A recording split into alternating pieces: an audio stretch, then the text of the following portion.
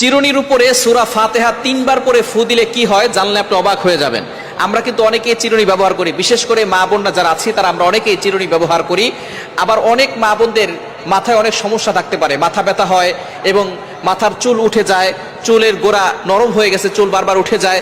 তো এই সূরা ফাতিহার ভিতরে আল্লাহ পাক রব্বুল আলামিন শিফা দিয়েছেন কিভাবে আমল করলে এবং চিরুনির সাথে আমল করে রাখলে আল্লাহ পাক রব্বুল আলামিন আপনাকে অসুস্থতা থেকে সুস্থতার নিয়ামত দিবেন এবং আল্লাহ তাআলা বিপদ আপদ থেকে হেফাজত করবেন, আপনি সুস্থ থাকতে পারবেন।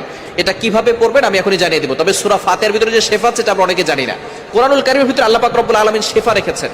আল্লাহ পাক রব্বুল আলামিন নিজে বলে দিয়েছেন 15 নম্বর পারা 9 নম্বর পৃষ্ঠার 2 নম্বর লাইন, সূরা বনী ইসরাঈলের 82 নম্বর আয়াত আল্লাহ বলছেন, ওয়ানুনাজ্জিলু মিনাল কুরআন মা হুয়া শিফাউ ওয়া রাহমাতুল লিল মুমিনিন।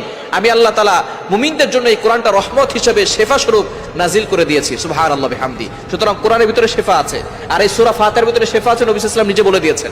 সূরা ফাতিহাকে বলা হয় আয়াতুশ শিফা, অর্থাৎ শিফার আয়াত। এই সূরা ফাতিহার ভিতরে অনেক শিফা আছে।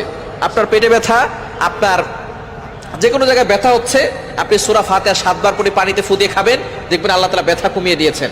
আপনি অসুস্থ, প্রচন্ড জ্বর, সূরা ফাতিহা 7 বার করে পানিতে ফু দিয়ে খাবেন।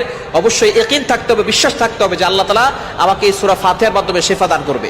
আপনি খাবেন, দেখবেন আল্লাহ তাআলা শিফা দিয়ে দিবেন। সুতরাং ইয়াকিনের সাথে বিশ্বাসের সাথে আমল করবেন। আবু সাঈদ খুদরী রাদিয়াল্লাহু তাআলা থেকে বর্ণিত, নবী সাল্লাল্লাহু আলাইহি ওয়াসাল্লাম জানিয়ে দিয়েছেন সূরা ফাতিহার ভিতরে শিফা আছে এবং সে এটাকে এক সাপে কামড় দেওয়া রোগীকে সূরা ফাতিহা 7 বার পরে ফু দিয়েছিলেন, সাথে সাথে সাপের বিষ পানি হয়ে গিয়েছিল। এজন্য সূরা ফাতিহা ইয়াকিনের সাথে আমল করতে হবে। তো এখন আপনি সূরা ফাতিহা প্রথমে ওযু করবেন, 3 বার দুরূদ শরীফ পড়বেন, এরপরে সূরা ফাতিহা 3 বার পড়ে শেষে আবার 3 বার দুরূদ শরীফ পড়ে চিরুনিতে